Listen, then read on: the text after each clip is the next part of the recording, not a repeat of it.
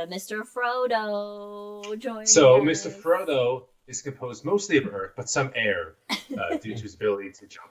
Leia is predominantly air. Oh yeah, due to her all her farts. Not great air either.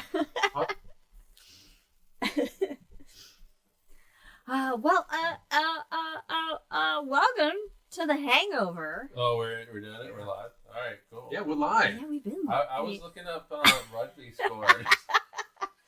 I didn't know we were live. Yeah. I just thought you and Brandon were talking, and I was trying to find out what the halftime score was for the Ireland-Scotland game. But Ireland won. My little metric here, my little Ted Bundy. Oh, it's cute. God, I love his eyebrows. Oh, is that so, Mr. Frodo? Hi. Anyway, if you were with us for the main episode was on Aristotle, and it was fun. It was all about how Aristotle was wrong, and that Mike cannot put himself in to historical context and can't turn off his science mind. You have to pretend. You have to go back in time. You know what you messed up at? Let's go back in time. Hi, Mr. Frodo. And you have to forget you've ever heard of the word science, testing, experimentation, scientific method. Okay, Newton, I just want to ask quarks. a question. I'm just asking a question. If you take the log that is floating in the water and you put it on the ground, what will happen and why? You'll have to ask Aristotle. I have a follow-up question based on what you say. How you answer? You know what's actually kind of funny is that I'm sure that if Aristotle was, doing that demonstration, and somebody asked him that question, I'm sure he had a perfectly reasonable and logical at the time explanation for that that we cannot conceive at this day and age because we know too much and more. Yeah, but I will even go one step further. Aristotle shows up and joins us for Cosmos and the Cosmos. His brain would explode. And No. Wait a minute, hold on. I'm not done. And I asked the question, what happens when you take the log? And he would explain it. And all three of us be like, yep, that's fucking right. That makes sense. So what we need is a poker game with us, Aristotle, Stephen Hawking, Einstein, and Newton. I'm going to take a drink to that one. Okay, yeah, take a drink. We don't have Star Trek in there. We don't have the logo, but take a drink because that was a beautiful Star Trek. What reference. episode was that? Was it? It was. I think it was a couple of them, right? Yeah. Well, the one where it was him, Data, Hawking. It's Stephen Hawking. Hawking. I feel like that's the season 6. That's where the best episodes were. Yeah, but I also think it was the first. It was in a 2-parter. So it only showed up once, but it was in a 2-parter. Is that the error of time? No. Wait a minute. All right. Well, I gotta look it up now. My mom, what are you asking that question to? What statement? Microscopically or macroscopically? Are we talking? What happens to the log? This damn log's gonna haunt us. Why'd you have to use the log example? No more log examples ever again. International log if we need to. All right, I have to look up what episode it was. Why don't you just Google Star Trek episode with Stephen Hawking? Oh God, why? See, this is why Aristotle was right. He wouldn't think about that. He would have done it automatically. Adam said, how do you think Aristotle would explain light speed? Hold on, before we get to that, Adam said Powell's had a first edition Silmarillion, and it was hard for him to pass on. One thing, it was hard for you to pass on, meaning it was about $16,000. Is that what makes it difficult? Because I have a first edition US Silmarillion, but the actual first edition, that's some money right there. Anyway, in fact, I remember, I think 2 or 3 Salt Lake City Comic-Cons ago, I don't remember what the Fan Fest. You had Moon's Bookstore, which is located south of Salt Lake City, come up and have a whole display. And in the display, they had a first edition Lord of the Rings. Ooh. First edition, not just US, first edition. And in my dumb fuckery, I said, how much is that? And he goes, no, that's not fucking for sale. The amounts of thousands of dollars that would be incredible. Oh my god. Well, apparently only $200. $200? Pal's hand. Stephen Hawking episode Descent. Go back. No. Descent. Go back and get that. Final episode of season 6. Finale. It's part of the finale? Descent. Yeah. Part 1.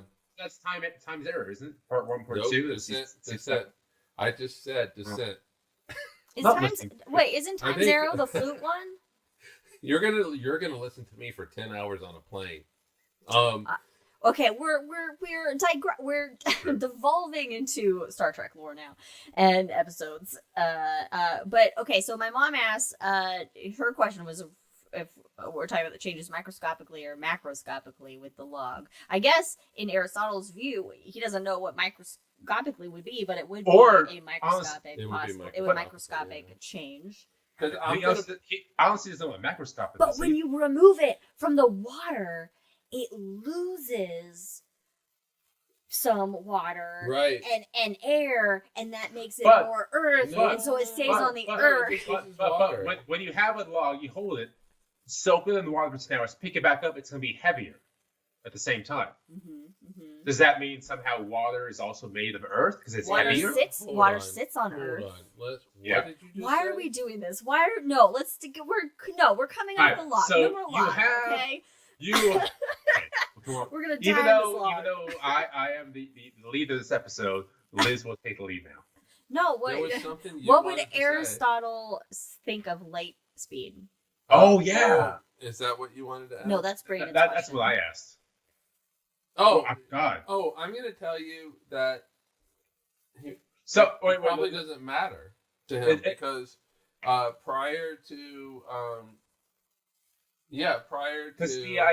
go ahead.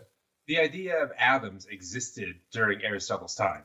I forget what his name was. Conceptually. But it also wasn't the same type of atoms we know today. It was still the atoms are some kind of small thing that make up everything. Right, but there was no idea that light is attached to atoms in some sort of fashion or way. And so they couldn't even make. Well, they can make light with fire. Never mind. But I was thinking But I electricity, would say, with no evidence, I would say that Aristotle, with the confidence of a white man, that I know, right? Oh God. Anyway, so in the time of Aristotle, putting myself in that history, anything that has to do with light is instantaneous from your perspective. Yeah. From a certain point of view. It is. It's just always there. Instantaneous. It's a constant. Right. You light whatever the version of an ancient Greek match is instant, and so I would say they probably say it's infinite. That's fair. Yeah. It has no speed. That's it has no speed. So the question then becomes, can you go faster than the speed of light? Which was a question that Einstein was asking in 1905. I don't think that would ever be a question that would popped up into anyone's brains in ancient Greece. I'd say that would not. Oh, no, we're not not the show. Come here. I think Jack woke himself up. Did you wake yourself up, Jackie? Chicky. Come here. It sounded like a dream bark. Sorry. I just did an adorable thing. Hey. So, watch your real time as I explain. I'm taking my headphones and I'm putting them on Frodo's ears. So at first, he actually stopped and listened. He's like, what the fuck is this? And heard the barking, and then he just backed up immediately. Wow. Yeah. It reminds me when Newton took the needle and stuck it betwixt his eyes. Oh God, no. Yeah. I don't like that. I don't like that. I just that's the only time I've heard the word betwixt is Newton describing putting a needle between his eyes. Oh God. No, they had I'm sure they had oil lamps and stuff. Yeah, with all oil lamps. Because when I play Assassin's Creed, The which we trailer. all know is a They historical they actually do have very good historical. Oh my god. Oh, yeah. It's all oil lamps. Yeah. So I mean, if would the not Egyptians base, had oil lamps, then the Greeks can have oil. I would not base any historical accuracy on anything I just said about Assassin's Creed. Though they are pretty good. They try to be pretty good. In a month, though, I wonder if you would think Japan. in ancient Greece if like things that are hot always glow. All that glitters is gold, so that makes sense. Because What about fire gives Okay, off what? light and it's hot. Candle, coals- flame. But no, not necessarily. Coals can still Coals- be black and be hot. Well, I'm sure they figured that out once they tested that. But they still are like, smoldering. They get red. Mhm. Coals do, so they know that they're. So why is it then that summer days that have the same amount of light as winter days can be hotter? Summer days do not have the same amount of sunlight as winter days. What? Repeat your It's question? still bright. It's still bright outside. Oh, got you. But the sun is higher in the summer. That's a good point. All right, point taken. Sorry, I'm Anyway. distracted right now. As Because you you should have a be. It's photo. As you have a photo. Now I'm going to be thinking of like the dumbest questions to things we already know. Like, how can I ask a dumb question about? So something so that's- I'm going to ask this to everyone, including Chad and Mike and Liz. What is the dumbest question you have that will involve an extraordinarily smart answer? What? That we have? Yeah, like let's say why are some of the stars blue? Okay, I don't okay. think that's necessarily a dumb question. That's Okay. not a dumb What question. No, What- like a what- simple question? That's a question. Okay. That's a Like a simple observational question that needs a more complex answer than. Yes. So then let's So let's talk about a stupid question then. That's not just simple, but a good one. But it's a stupid question. That's a really smart answer. Like, why are we alive? Well, I mean, those are. Oh, then, okay. A simple question that is That you a have an that deep you answer. actually have an answer to. That you That's a have an deep answer. answer. Okay, by that, then why are some stars blue is a simple question that is a deep answer. But Like, no yeah. shit. Yeah, or why is the sky blue? Okay. Drop it. Drop it. Or one of the most famous questions in song: why does the sun shine? Yeah. It requires a complex. Or all right, sing-along here's like a answer. nuanced question about the sky. All right, so why is the sky blue over there, but it is sort of a kind of a yellowish orange over there near the sun? Why do clouds float? Well, it's because they have more air than. And then they decide, I gotta get rid of my water. And they let it rain. So that's just, meteorology. It's cloud pee. It is cloud pee, Cloud and snow is pee. cloud dandruff. All right, Cloud, go pee. Go pee, Cloud. 1, 2. Look, Wow. when we take Jack for a walk, that's his pee countdown. Dog Jack, not follows the show Jack. Yes. Well, I mean, he might do it too, Yeah. but we don't actually. Katie's question: why is Potato the way she is? Katie's cat, who's That's a very good Oh, question. lot Oh, of that is a things. very nuanced, deep Potato. question. She's been nothing but spoiled her entire life. She Also, has no reason to be. fun fact: Potato is the Wi-Fi password to my Wi-Fi. Potato. Speak, friend, and enter. Nice. Yes. Yeah. Oh, yeah. We do. Yeah. All right, let's Something all similar. go to Brandon's and just mooch off his Wi-Fi. Do it.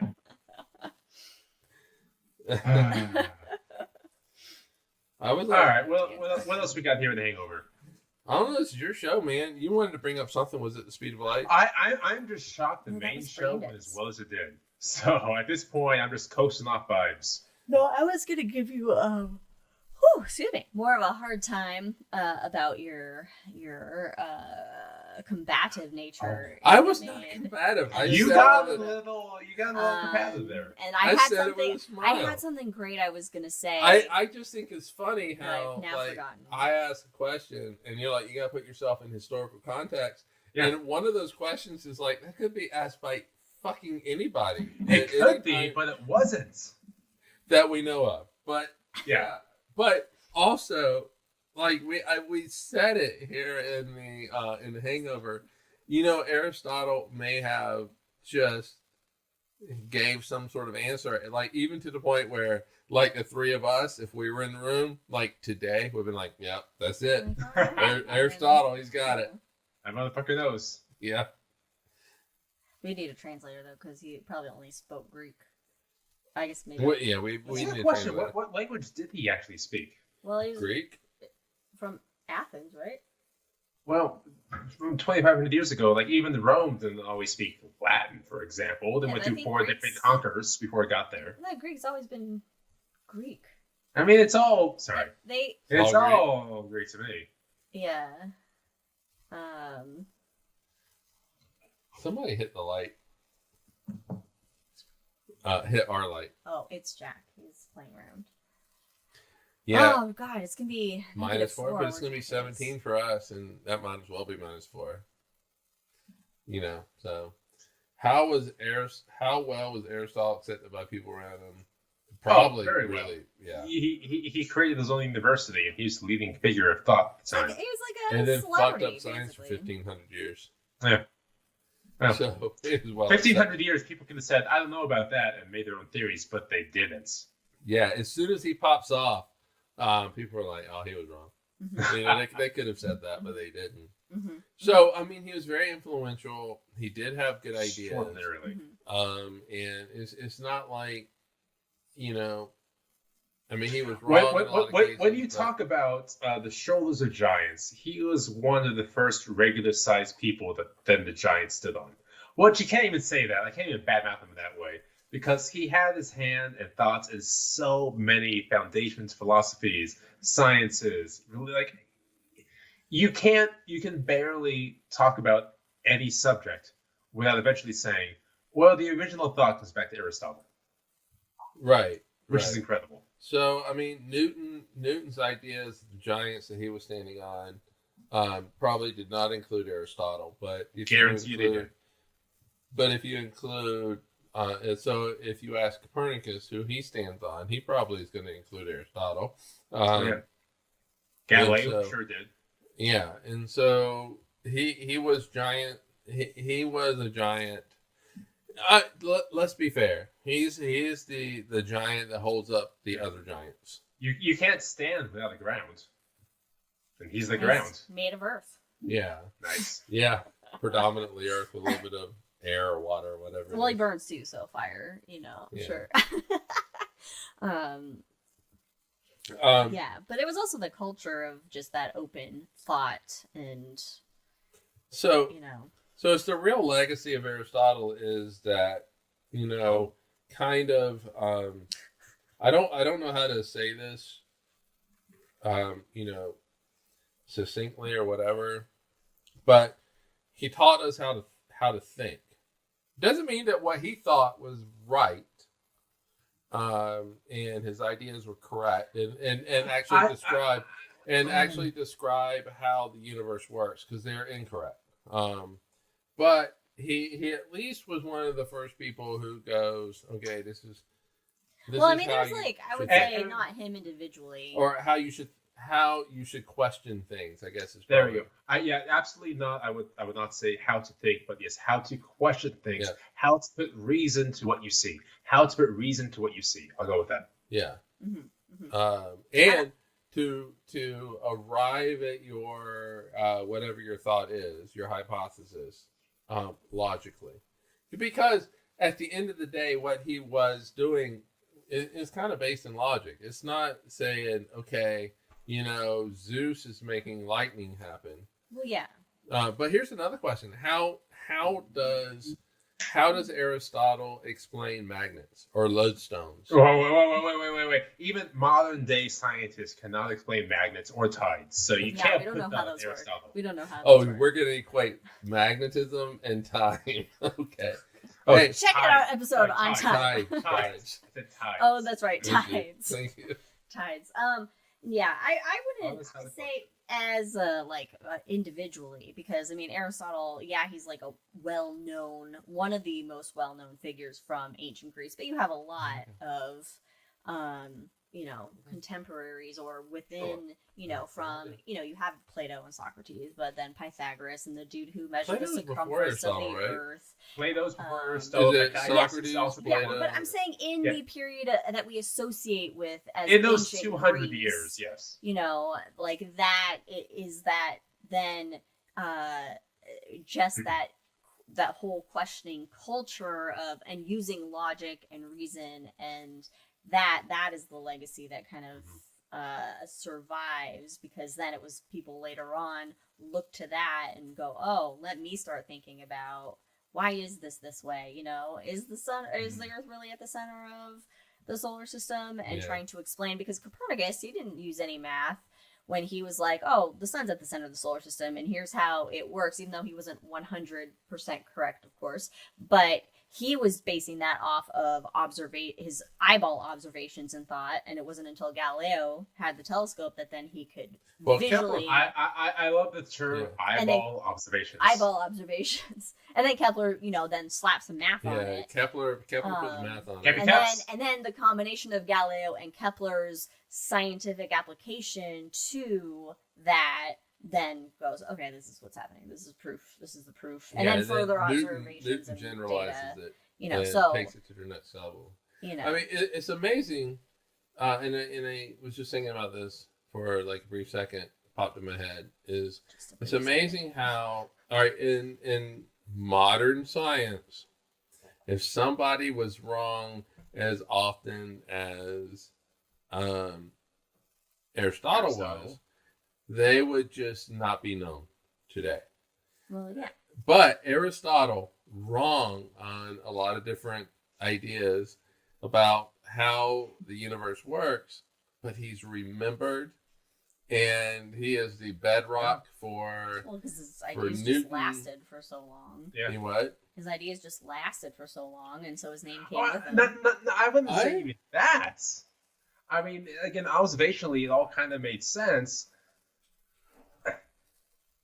Yeah, you can't say just it lasted for so long. Well, yeah, because I mean, it's then once a person's name and their what they've done or whatever like lasts a certain period of time, it sticks into like the Mike the George historical theorem of record. old fashions. Like you can't beat that. It just gets stuck in there, and so that name persists because it's continued to be taught and it's continued to, traverse the timeline, if you will. Whereas there's so many other people we don't know even existed because they didn't have the breadth of holding power that say Aristotle does. But also think about it this way: we have a hard enough time as it is when things change. Pluto. People still fucking freaking out about this. Imagine after thousands of years of you thinking things operate, your universe operates one way, and your deity is a thing, and then someone comes around and goes, "Oh, everything you thought you knew, wrong. Everything this one dude thought, wrong." That's just kind of like no one wants to people want to stick with what is familiar and what's been passed down, traditionally and all that kind of stuff. So I think that's also how it held on for so long, is because it's like people, I love the story that science writes. Like Pluto, and I would say this in Planetarium shows, and I know I've said it on the podcast, and I've said it to Susanna, my daughter. Pluto, the story of Pluto is the story of science. Aristotle comes up with these ideas on how the universe works.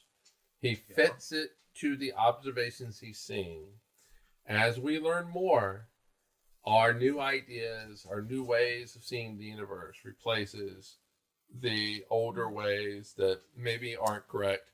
And so Pluto really and truly, no matter how you feel, whether Pluto should be a planet or not, it's irrelevant at the end of the day. I have thoughts.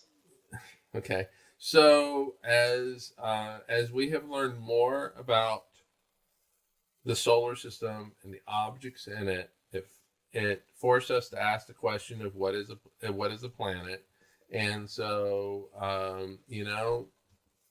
we came up with the definition. Yeah. As we learn more, as we learn more, it changes how we define things. Look no further than biology. Biology is all about defining things right now. What is biology doing? Nothing. It's just categorizing things. Shit. That's all it does. The biologists. Yeah. There is a story, a physics story related to that. Great story. And so, our dogs are excited for some reason. Anyway, and so, yeah, as we learn more, it changes the way that we define things, changes the way that we describe the universe and things like that. And Pluto is just a great example of that. And we have found a lot of things out there that are very similar to Pluto and that aren't really like Mercury to Neptune. And so we changed it. And at the end of the day, dwarf planet is just a word. Yeah. That's all it is. So everybody just needs to kind of get over it. Yeah, but that's my point is some people don't like the change, and so people want 1,500 plus years of Aristotle's views. But I guess in that context of this book of science or story of science, Aristotle's kind of like part of the prologue. Would be part of the prologue of it. I think he's chapter 1. No, because it's not science yet. You can't have it. Aristotle's chapter 1. He's the prologue to science. You don't have even the word science. All right, not a scientific method. You just have the concept of thinking of explaining the natural world logically, and by natural means. That's the only question thing they're doing. The question for the book is that you're writing is this a modern view of what science is? Or are we going to start with Aristotle and say that you just say some shit and you don't back it up in any kind of way? Even our good friend Timothy Ferris, who completely shits on Aristotle, still has Aristotle in chapter 1. So I think he's okay. Well, does he have a prologue? What's in the prologue? Well, let me find out. Pythagoras. Number one's for Carolyn. It's very cute. There's a preface. Okay, a preface by, of course, Thomas More. How oft we sigh when history's charmed to think that histories lie. Can you read the whole thing? No, I could if you like. No, that's all right. Is Galileo and the Catholic Church involved? Archimedes is in there. It doesn't matter. Podcast mom goes, well, and there was an emotional context to Pluto, like it got demoted. It didn't get demoted. It was changed to become king of its categories. Yeah. It's a good thing, but you did be like, the way they framed it, everybody anthropomorphized. I also different story. I understand the concepts and the reasoning why Pluto, Ceres, and other dwarf planets should be planets. Like, I actually gave into it and think that, yes, they have an argument to it. But I think 600 planets is too many. People won't care. You need to keep it limited. Yeah. Well, but that's it's like biology. You got to classify that's not science. Different that goes things. in social science. So yeah, I made people angry with that. This is just organizing. It's organizational, the naming. It's just organizing things into categories so that we can just like conceptualize air, fire, aether, and the other one. And to get back to Jack's welcome back to the episode. And to get back to Jack's reference earlier, Captain Planet, he's a hero. Wait a minute, what? It was earlier in chat. He made a Oh. Captain Oh, Planet that reference. was like the first thing I said. And when you said Earth, Wind, Fire. Oh, okay. Captain You were Planet. going He's a Captain hero. Planet. So, Okay. all right, I ladies said and gentlemen. something else. This has been a very fun episode debating about the philosophies of science, talking about Aristotle, talking about Galileo, Newton, all the breadth of science, what it means to learn, what it means to not know, what it means to be angry about things from 2,500 years ago. So with that, I'm really not angry. You guys are just putting that on. I even laughed at some of this stuff. I'm not angry, but I am now. So with that, folks, make sure to join us for the next episode of The Shots. Make sure to join us for the next episode of The Cosmos with the Cosmos. Stay safe. For the love of God, protest where you can. Vote right. And we will see you next time. Wait a minute. Vote blue. Don't vote right. Oh, for the love of God, yeah. Yes. Vote progressive. Definitely do that. Don't vote right. I know. Even Jack wants you to do that. Bye.